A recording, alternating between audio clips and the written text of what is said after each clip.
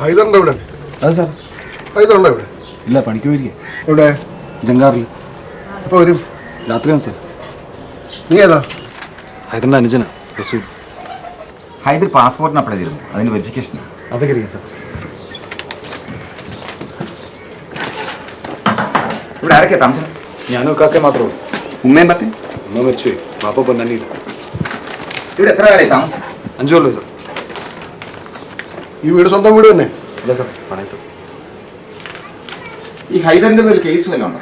ഇല്ല സാറേ. ഇല്ലേ? അപ്പോൾ ജുവൽ ഹോമിൽ കിടന്നതോ? അത് പണ്ടല്ലോ സാറേ. പണ്ടെന്ത് കേസല്ലേ?